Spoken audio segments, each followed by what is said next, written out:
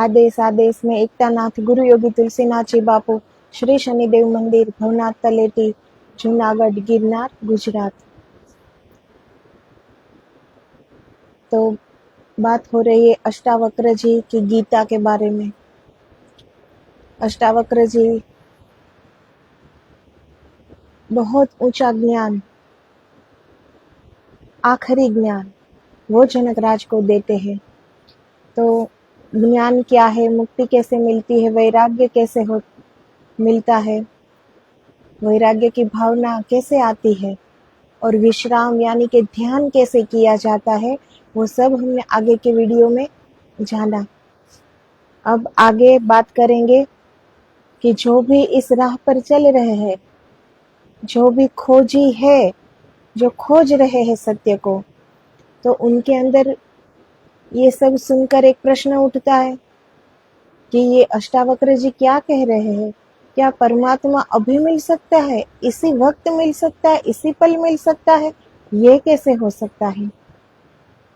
तो आज इनके बारे में बात करेंगे कि सदा से खोजियों का यह अवलोकन रहा है कि परमात्मा उपलब्धि अत्यंत दुस्साध्य घटना है। लेकिन जैसे बुद्ध पुरुष सदा से इस बात पर जोर देते हैं कि परमात्मा अभी और यही घट सकता है, क्या बार बार यह कहना एक चुनौती और एक प्रयास करने की एक विधि है, एक उपाय है? तो ये प्रश्न उठता है ना कि परमात्मा की उपलब्धि तो अत्यंत दुष्कर है, वो क्या इतनी सहज है कि वो अभी मिल जाए, अभी घटित हो जाए? तो ये अष्टावक्र जी जैसे बुद्ध पुरुष ऐसा क्यों कह रहे हैं कि वो इसी क्षण मिल सकता है परमात्मा? सत्य है यही, न तो विधि है और न उपाय है। ऐसा पूछना बचने की विधि और उपाय है। यह बात हमारा मन स्वीकार करने को राजी नहीं होता कि परमात्मा अभी और यही मिल सकता है। तो हमारा मन अभी ये मान नहीं रहा है, इसलिए ये प्रश्न उठता है। वरना बुद्ध पुरुष ने जो बात कह दी, जो जागे हुए एक संत ने बात कह दी, उसमें से प्रश्न नहीं उठना चाहिए। वो मान लेना चाहिए कि कहा है तो उचित ही कहा है, सत्य ही कहा है। क्योंकि जिसने सत्य को पा लिया है, सत्य को जान लिया है, वो सत्य ही बात कहेगा। सत्य के सिवा तो कुछ निकलेगी ही नहीं वाणी उसके मुख से, तो वो मान लेना चाहिए। लेकिन अभी हमारा मन जो ये मान नहीं रहा, इसीलिए ये प्रश्न उठता है। इसीलिए राजी नहीं होता कि अगर अभी और यही मिल सकता है तो फिर हमें मिल नहीं रहा, तो इसका कारण क्या होगा, फिर इसकी व्याख्या कैसे करें? अगर अभी और यही मिल सकता है तो मिल क्यों नहीं रहा? बेचैनी खड़ी हो जाती है। अभी और यही मिल सकता है, मिल तो नहीं रहा, तो इसे समझाए कैसे? यह तो बड़ी अड़चन की बात हो गई। इस अड़चन को सुलझाने के लिए तुम कहते हो मिल तो सकता है लेकिन पात्रता चाहिए। बुद्धि रास्ते निकालती है, जहां उलझन खड़ी हो जाती है उसे सुलझाती है। तो फिर हमारी बुद्धि क्या करती है? वो रास्ता निकाल लेती है। खोजी ये सोचता है कि परमात्मा अभी मिल सकता है, तो मिल क्यों नहीं रहा, क्यों नहीं दिख रहा इसी वक्त, इसी पल? हम खोज तो रहे हैं, तो क्यों नहीं दिख रहा परमात्मा? तो बुद्धि रास्ता निकाल लेती है। बुद्धि क्या तर्क देगी कि पात्रता चाहिए, पहले पात्रता हो तो परमात्मा दिखे ना। तो हमारी बुद्धि के पास हजारों रास्ते होते हैं कुछ न करने के लिए। बुद्धि रास्ते निकालती है, जहां उलझन खड़ी हो जाती है उसे सुलझाती है। रास्ता खोजना पड़ेगा, पात्रता खोजनी पड़ेगी, शुद्ध होना पड़ेगा, तब मिलेगा। और अगर अष्टावक्र जी कहते हैं अभी और यही मिल सकता है, तो जरूर इसमें कुछ कारण है। वे इसीलिए कहते हैं ताकि तुम तीव्रता से प्रयास में लग जाओ, लेकिन लगना प्रयास में ही पड़ेगा। तो अष्टावक्र जी जैसे जागे हुए पुरुष, बुद्ध पुरुष, जिन्होंने अपने आप को पा लिया है, जिन्होंने ब्रह्म को पाकर खुद पर ब्रह्म का रूप ही हो गए हैं, अगर वो कह रहे हैं तो इसमें प्रश्न उठना ही नहीं चाहिए। अगर अष्टावक्र जी ये बात कह रहे हैं तो यही बात सही है, यही बात सत्य है। लेकिन हमारा ही मन, हमारी ही बुद्धि इसमें से भी रास्ता निकाल लेगी कि नहीं, पहले पात्र बनना होगा, कितना कुछ पहले करना होगा, फिर होगा ना। अभी इसी क्षण कैसे हो सकता है? अगर होता तो हमें क्यों नहीं दिखता? अगर इसी क्षण परमात्मा मिल सकता है तो हमें क्यों नहीं मिल रहा? तो इसके लिए पात्रता चाहिए। ये हमारी बुद्धि, ये हमारी जो उलझन आई, बीच में जो प्रश्न खड़ा हुआ, उसे वो सुलझा देती है। लेकिन फिर पात्र बनने की कोशिश नहीं रहती। फिर बात वहीं की वहीं रुक जाती है कि जो पात्र होते हैं उन्हें मिल जाते होंगे परमेश्वर अभी के अभी, तो इसमें पात्रता चाहिए, हमें नहीं मिल रहा है। लेकिन अष्टावक्र जी ने कहा है, इसीलिए कहा है कि हम प्रयास में लग जाए, तीव्रता से प्रयास में लग जाए। हमें हमारे एक घड़ी के बाद का भी पता नहीं है। हमें ये पता नहीं है कि हमारी सांसें कब रुक जाएगी, और ये जिंदगी के रहते हुए करना है, तो प्रयास भी इतना तीव्र होना चाहिए, उत्कंठा भी इतनी तीव्र होनी चाहिए कि ये जानना है, सत्य को जानना है। ये तीव्रता होनी चाहिए अंदर।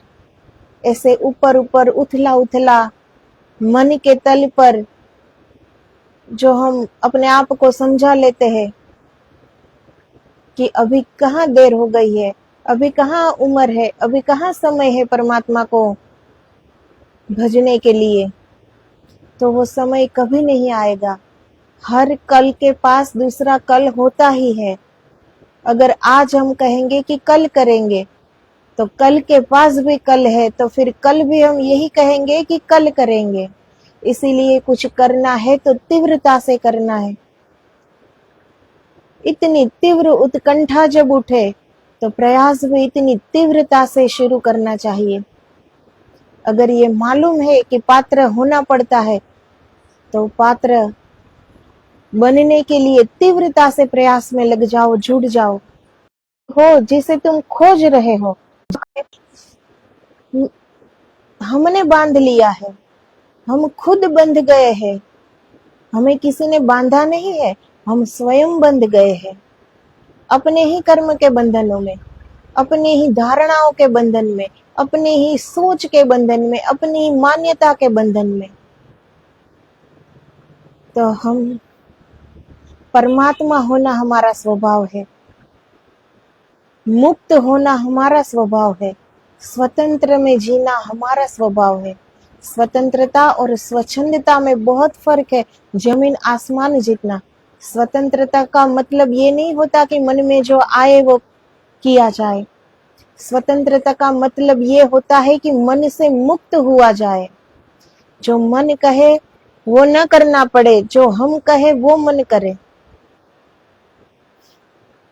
जैसे आत्मा मुक्त है, कोई कर्म बंधन उसे नहीं लगता, वो पूर्णतया मुक्त है। और यही हमारा स्वभाव है। लेकिन हम उसके विपरीत जिंदगी को मान बैठे हैं और ऐसे बंधनों में हम जिंदगी जी रहे हैं, क्योंकि हमने अपने अंदर की आवाज सुननी बंद कर दी और हमने अपना मन का कहा कर लिया। जो भी मन कहता है, जो भी मन सोचता है, उसके साथ बह गए मन के साथ। तो मन की एक अपनी दुनिया है, हम अपनी दुनिया भूल गए और उसकी दुनिया में जीने लगे। इसीलिए हमारा स्वरूप हमने खो दिया, इसीलिए हम भी वही है। पात्रता का तो अर्थ हुआ कि परमात्मा भी सौदा है। जैसे तुम बाजार में जाते हो, कोई चीज 1000 रुपये की है, कोई लाख रुपये की है, कोई 10 लाख रुपये की है, हर चीज का मूल्य है। तो पात्रता का तो अर्थ हुआ कि परमात्मा का भी मूल्य है। जो पात्रता अर्जित करेगा, मूल्य चुकाएगा, उसे मिलेगा। तुम परमात्मा को भी बाजार में एक वस्तु बना लेना चाहते हो। त्याग करोगे, तपस्या करोगे तो मिलेगा, मूल्य चुकाओगे तो मिलेगा। मुफ्त कहीं मिलता है? तुम परमात्मा को खींच कर दुकान पर रख देते हो, डब्बे में बंद कर देते हो, दाम लिख देते हो। तुम कहते हो इतने उपवास करो, इतने ध्यान करो, इतनी तपस्या करो, धूप में तपो, सर्दी आतप सहो, तब मिलेगा। कभी इस पर तुमने सोचा कि यह तुम क्या कर रहे हो? तुम यह कह रहे हो कि तुम्हारे कुछ करने से परमात्मा के मिलने का संबंध हो सकता है। तुम जो करोगे वह तुम्हारा किया ही होगा। तुम चीज 1000 की होती है, कोई 10,000 की, कोई लाख की। तो जितनी चीज, जैसी चीज होती है उतना ही उसका दाम होगा ना। तो परमात्मा कोई चीज थोड़ी है कि उसे मिलने के लिए हमें ये सौदा करना पड़े। लेकिन हमारी ये बुद्धि करती है कि पात्रता चाहिए। हाँ, पात्रता चाहिए, लेकिन फिर इस बात को रख भी तो नहीं देनी चाहिए। तो वो पात्र बनने की तीव्रता से कोशिश करनी चाहिए, प्रयास करना चाहिए। ईश्वर की अपनी कोई शर्त नहीं है कि तुम ये करोगे, उपवास करोगे, तपस्या करोगे, ध्यान करोगे तो ही मैं मिलूंगा। क्या ऐसा है? परमात्मा ही हमारे अंदर धड़क रहा है, वो ही सांस ले रहा है, वो ही हमें जिला रहा है। तो जो लोग तपस्या नहीं कर रहे हैं, तो क्या परमात्मा उसके अंदर नहीं धड़क रहा क्या? परमात्मा ने कोई भेद नहीं किया है। परमात्मा के पास मेरा, पराया, अच्छा बुरा ऐसा कुछ है ही नहीं। ये तो सब उन्हीं के अंश है। परमात्मा के वहां कैसा भेद? जो नहीं तपस्या कर रहा है, नहीं भजन कर रहा है, तो क्या वो जी नहीं रहा? क्या परमात्मा, आत्मा उनके अंदर से निकल गई क्या? क्या वो कह देता है कि तू पात्र नहीं है तो मैं तुम्हारे दिल में नहीं धड़कूंगा?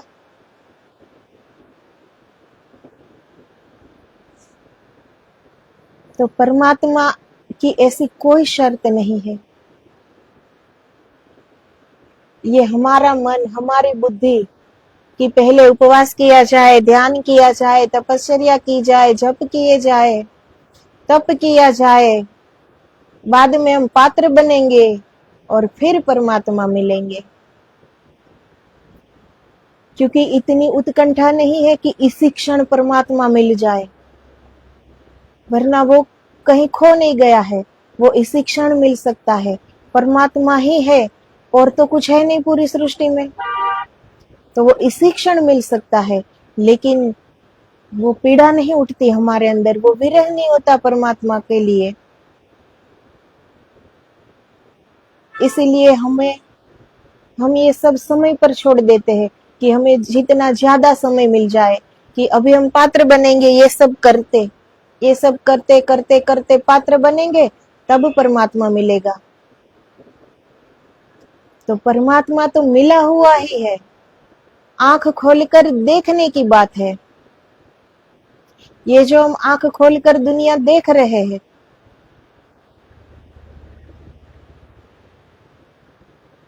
लेकिन अंदर की आंख खोलनी पड़ती है। वो आंख एक बार खुल गई तो अंदर भी वही दिखता है, बाहर भी वही दिखता है। वो कहीं दूर है नहीं और उनके अलावा कुछ है नहीं इस पूरी सृष्टि में। लेकिन ये हमारा एक मन के साथ समझौता होता है कि अभी समय लगेगा, अभी इतना कुछ करना पड़ेगा, फिर पात्र बनेंगे, फिर परमात्मा दिखाई देगा। क्योंकि हमने कोई सजगता पूर्वक, कोई हमारा कोई संकल्प नहीं है, कोई ध्येय नहीं है, इसीलिए हमने ये छोड़ दिया कि होगा, आज नहीं तो कल, कभी कभी होगा। इसीलिए वो दिख नहीं रहा है। एक बार देखने की तत्परता तो उठे, वो विरह तो उठे, वो पीड़ा तो उठे। समर्पण करना आ जाए, समर्पित हो जाए, हम मिटना आ जाए, तो फिर वही वो है, तो फिर बचता क्या है कुछ? जब हम ही नहीं रहे, जब हम ही मिट गए, तो कौन तपस्या करता है, कौन भजन करता है? जो भी हम कर रहे हैं ये तो ये शरीर करेगा ना। उपवास उपवास करेंगे तो कौन करेगा? कोई आत्मा करेगी क्या? शरीर ही करेंगे ना उपवास। तो जप करेंगे तो ये हमारी जिह्वा ही करेगी ना। तो कितना करेगी? इसकी एक सीमा है। तो सीमित से सीमित ही मिल सकता है, लेकिन परमात्मा असीम है। इसके लिए हमें असीम बनना पड़ेगा। और हम असीम कैसे बनेंगे? कि सारी सीमाएं टूट जाए, हम मिट जाए। हमारा जो ये छोटा सा जो मैंपन है तो बड़ा भारी। हमारा अहंकार मैंपन का बहुत भारी है, बहुत भारी। लेकिन इस 5-5.5 फुट के शरीर को जो हम मान बैठे कि यही सब कुछ है, यही मेरी पहचान है, यही मैं हूं, तो ये एक सीमित है। सीमित को सीमित ही मिल सकता है, लेकिन इसे मिटा दो, मिटना आ जाए, समर्पित होना आ जाए, मरना आ जाए, तो बाकी क्या बचता है? परमात्मा ही बाकी बचता है। फिर क्या बचता है? फिर कुछ है ही नहीं देखने के लिए कि कुछ देखे, कुछ है ही नहीं करने के लिए कि करें। क्या करेंगे, क्या देखेंगे? जब हम खुद ही नहीं है तो क्या करेंगे? तो जब हम मिट जाएंगे, हमें सीमा को तोड़ देंगे, तो हम असीम में प्रवेश कर जाएंगे। और वो तो इसी क्षण घटित हो सकता है। हमारी सीमा जो टूट गई, तो हम असीम में प्रवेश कर जाएंगे, और असीम से असीम मिलकर वो मिल जाएंगे। तो परमात्मा होना ही हमारा स्वभाव है। हम परमात्मा ही है, लेकिन हम अपने आप को ये शरीर मान बैठे हैं, ये मन मान बैठे हैं। और बुद्धि के पास हजार तर्क होते हैं हमें ये मन और शरीर मनाने के लिए, कि तुम शरीर ही हो, तुम मन ही हो, तुम ही हो सब कुछ। ये अहंकार दिलाने के लिए बुद्धि काफी है। और हम अपनी बुद्धि का मान भी लेते हैं, हम अपने मन का मान लेते हैं। तो अगर इससे परे उठकर असीम बन जाएंगे, मुक्त बन जाएंगे, तो परमात्मा ही है हम। जिसने भी जाना है सबने कहा है कि अहम ब्रह्मास्मि। लेकिन जिसने सत्य में जाना है, उन लोगों ने ये भी नहीं कहा कि अहम ब्रह्मास्मि। अहम यानी मैं ब्रह्म हूँ। तो या तो मैं हो सकता हूँ या तो ब्रह्म हो सकता है, दो नहीं हो सकते। इसीलिए जिसने भी जान लिया उसने कुछ कहा ही नहीं है, भी चुप हो गए, उसने कुछ भी नहीं कहा। लेकिन अष्टावक्र जी जैसे संत, उन्होंने देखा कि जनकराज का ये प्रश्न कोई मन का कोई प्रश्न नहीं है, कुछ जानने के लिए कि चलो ये कहे तो कुछ जाने हम, सिर्फ इतनी बात नहीं है, लेकिन करना है इसे। ये सब जानते हैं, करना है, और ये कर जाएंगे। उसे पता है, इसलिए उसने कहा है। वरना संत व्यर्थ का एक शब्द भी नहीं बिगाड़ते। शब्द ही ब्रह्म है। सारे संसार में सब कुछ ब्रह्म ही है, लेकिन हम अपने आप को बिल्कुल एक साधारण समझते हैं कि परमात्मा का मिलना तो बड़ा दुष्कर है, ऐसा हम मानते हैं। दूसरी चीज हमें कुछ लेनी हो तो वो दुष्कर हो सकती है, क्योंकि वो हमें बाहर जाके लेनी पड़ेगी, बाहर जाके देखनी पड़ेगी, पैसे कमाने पड़ेंगे, पैसे से लेनी पड़ेगी। लेकिन परमात्मा तो कहीं बाहर नहीं है, वो तो हमारे ही अंदर बैठा है। लेकिन हमारे अंदर वो तड़प नहीं है।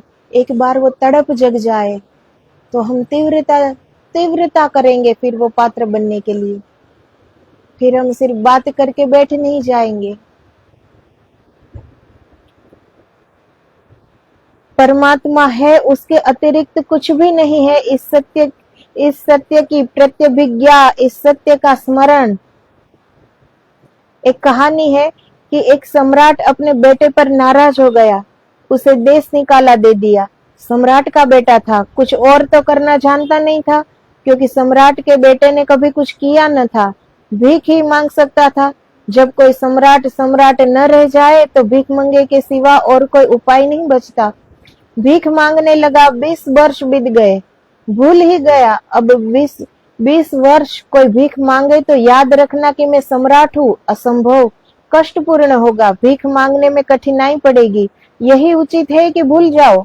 वह भूल ही गया था, अन्यथा भीख कैसे मांगे। सम्राट और भीख मांगे, द्वार द्वार, दरवाजे दरवाजे भिक्षा पात्र लेकर खड़ा है। सम्राट को भुला ही देना पड़ा, विस्तृत ही कर देना पड़ा। वह बात ही गई, वह जैसे अध्याय समाप्त हुआ। वह जैसे कि कहीं कोई सपना देखा होगा, कि कोई कहानी पड़ी होगी।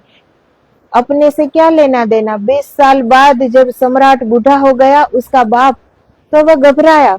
एक ही बेटा था, वही मालिक था। उसने अपने वजीरों को कहा, उसे खोजो और जहां भी हो उसे ले आओ।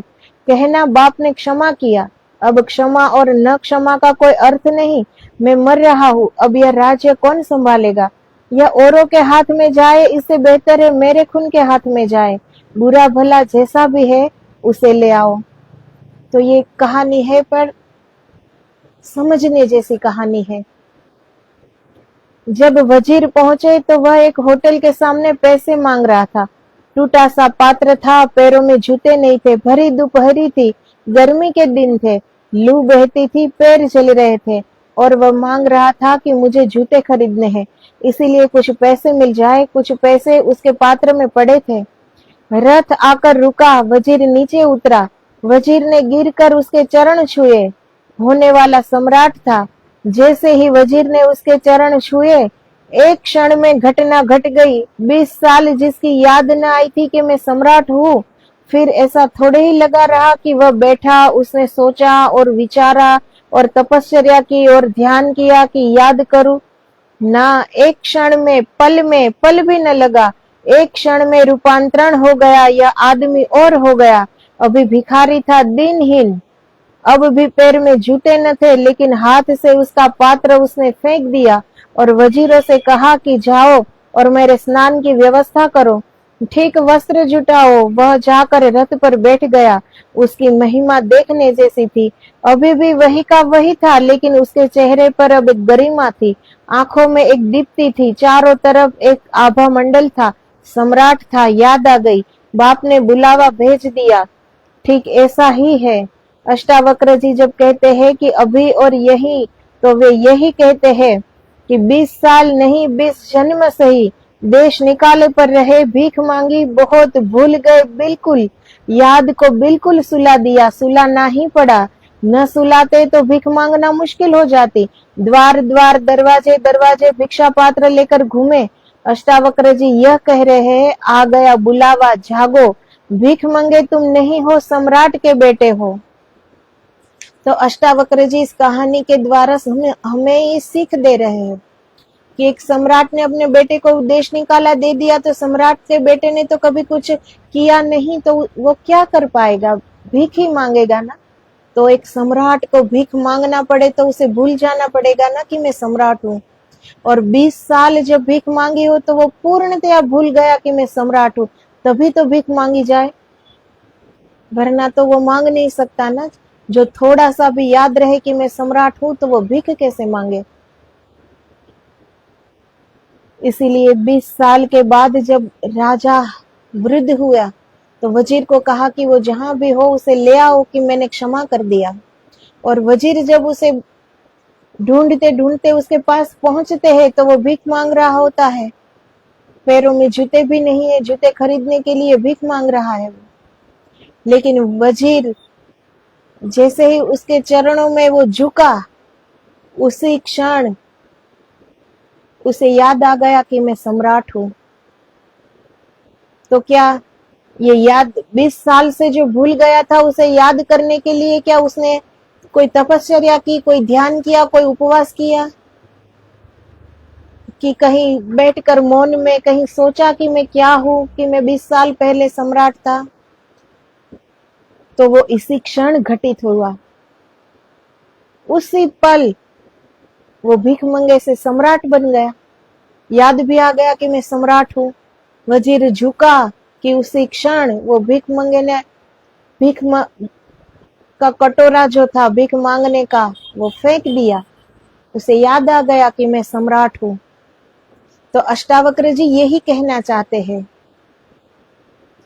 कि जो हम भूल गए हैं, जो हम बिल्कुल बिछड़ चुके हैं जो अपने ईश्वर से, और हम भूल गए हैं कि हम कौन है, तो जब कोई याद दिलाने वाला आए तो फिर हमें ये नहीं कहना चाहिए कि अभी पात्र नहीं है, पात्र बनेंगे, अभी इतना कुछ करेंगे।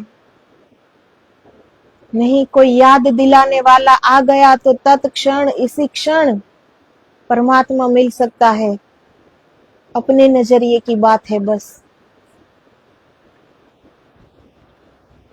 जैसे उस सम्राट को याद आ गया कि मैं भीख मंगा नहीं हूं, मैं सम्राट हूं, तुरंत रथ पर सवार हो गया।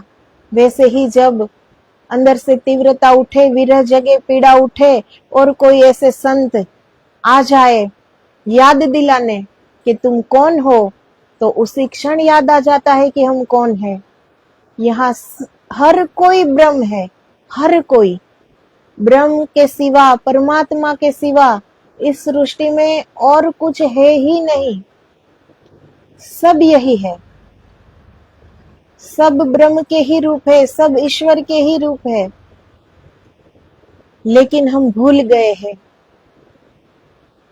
तो जैसे वजीर आया और सम्राट को याद आ गया, वैसे ही अगर कोई जगाने वाला आ जाए तो उसी क्षण जागृत हो जाना चाहिए। उसी क्षण सजगता से हमें ये याद आ जाना चाहिए कि हम कौन है आखिर, कि हम ये शरीर नहीं है जिसे हम अब तक समझ रहे कि ये मैं हूं। तो मैं कुछ भी नहीं हूं, मैं कुछ हूं ही नहीं। और उस ईश्वर के चरणों में समर्पित हो जाए, मिट जाए कि मैं कुछ नहीं हूं। हमें याद आ जाए कि ये जो सीमित में हम जी रहे हैं इस शरीर में, जिसे हम अपनी जिंदगी समझ रहे हैं, अपना मैंपन समझ रहे हैं, इसे हम अपनी पहचान समझ रहे हैं, वो सीमा को तुरंत तोड़ दो। सीमा टूटते ही असीम में प्रवेश हो जाएगा, और परमात्मा असीम ही है। जैसे एक बूंद सागर में मिल जाती है तो बूंद का अपना कोई अस्तित्व नहीं रहता, वो बूंद अब सागर हो गई। क्या उस बूंद को सागर में से अब कोई ढूंढ सकता है कि वो कौन सी बूंद थी? तो वैसे ही यहाँ हर एक व्यक्ति है, सब ब्रह्ममय ही है, लेकिन हम अपने आप को बूंद मान बैठे हैं। अगर हम उस ये सीमा को तोड़कर परम सीमा में प्रवेश कर जाए, असीम में प्रवेश कर जाए, तो फिर वहां अपना कोई अस्तित्व रहता ही नहीं है। जैसे बूंद मिटकर सागर हो गई, इसी तरह मैंपन मिटकर परमेश्वर परमात्मा हो गए।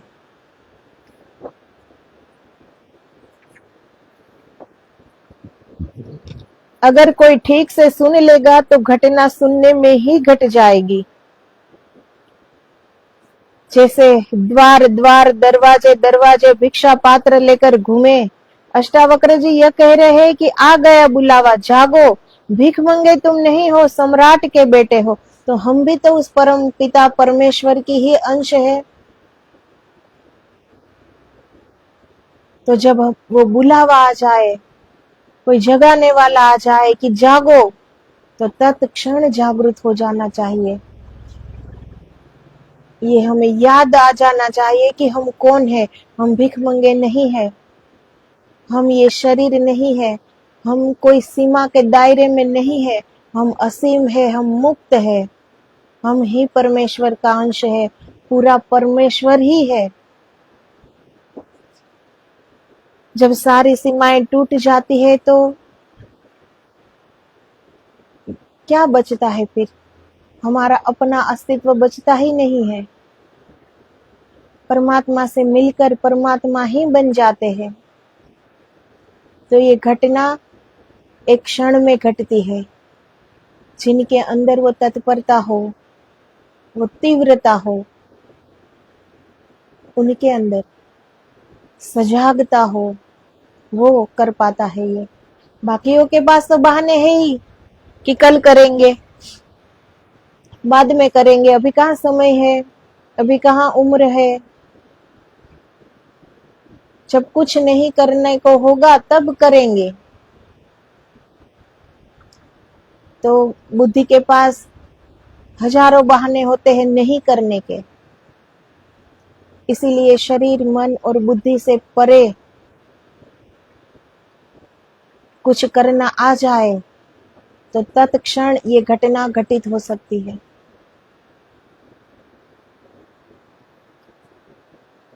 यही अष्टावक्र जी की गीता जी का महात्म्य है, महिमा है। कोई आग्रह नहीं है कि कुछ करो, सिर्फ सुन लो, सिर्फ सत्य को पहुंचने दो तुम्हारे हृदय तक, बाधा मत बनो, ग्राहक रहो, सिर्फ सुन लो, पहुंच जाए यह तीर तुम्हारे हृदय में, इसकी चोट बस पर्याप्त है। जन्मों जन्मों की विस्मृति टूट जाएगी, स्मरण लौट आएगा, तुम परमात्मा हो। इसीलिए वे कहते हैं अभी और यहाँ। तो अष्टावक्र जी इसीलिए कहते हैं कि अभी और यहाँ घट सकता है, लेकिन ऐसे सुनना पड़ता है। सुनते सुनते घटित हो जाता है ये। जब हम मन को बीच में ला देते हैं, कुछ भी अच्छी बात सुनते हैं तो हम उसमें भी मन को बीच में लाते ही है कि ये तो हम जानते ही है, हाँ ये करेंगे, ये कैसे हो सकता है, इतना जल्दी कैसे हो सकता है, अभी तो ये करना होगा, ये करना होगा। तो हम ऐसा कभी अच्छी बात भी हम ऐसा सुनते कहाँ है? हम अपने ही मन की सुन रहे होते हैं। लेकिन ये तो हम मान भर लेते हैं कि हम दूसरों की बात सुनते हैं, कि कोई हमें समझा रहा है तो हम सुन रहे हैं, ये सिर्फ हम मान रहे हैं, ये हम सुन नहीं रहे होते हैं। हम तब भी अपने मन की ही सुन रहे होते हैं। जब कोई संत, कोई सदगुरु जब हमें कुछ कहते हैं, तब भी हम उनके पूरे शब्द पर हमारा कोई ध्यान ही नहीं होता। हम तब भी अपने मन की ही जो तरंगे, उनकी बात सुनकर वो एक बात कहेंगे, हमारे मन उसके अंदर से 10 बात निकाल देगा और हम अपनी ही मन की सुनते जाएंगे। सिर्फ हमें लगता है कि हम अपने गुरु के वचन पर ध्यान दे रहे हैं, उनके शब्द सुन रहे हैं, ये सिर्फ हमें लगता है। अगर सच में कोई सदगुरु का वचन सुन रहा है तो ये शब्द तीर के माफक उसके हृदय में चुभ जाएंगे। ऐसी चोट लगेगी कि जो जन्मों जन्मों से हम अपने आप को भूल बैठे हैं, वो तत्क्षण याद आ जाएगी कि हम कौन हैं।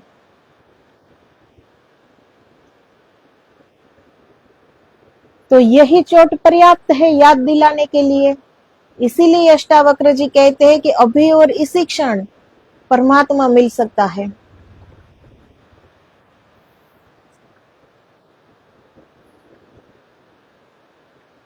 तो संत पुरुष, जागे हुए पुरुष कुछ भी कहते हैं तो वो सत्य कहते हैं, क्योंकि उन्होंने सत्य को पाया है, सत्य को जाना है। तो उनके मुख से निकला हुआ हर शब्द सत्य है।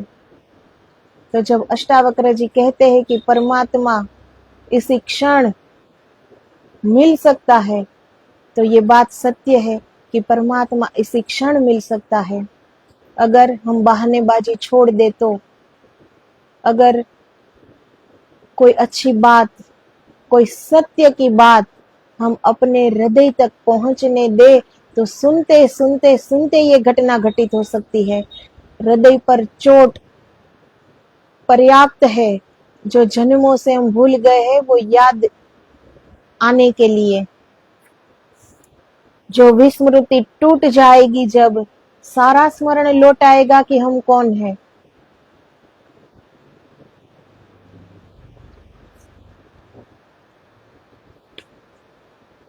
तो आज बस इतना। अब आगे अभी बाकी है इसी प्रश्न का उत्तर जो अष्टावक्र जी समझा रहे हैं, वो अभी बाकी है। लेकिन वो अब कल हम इनके बारे में बात करेंगे।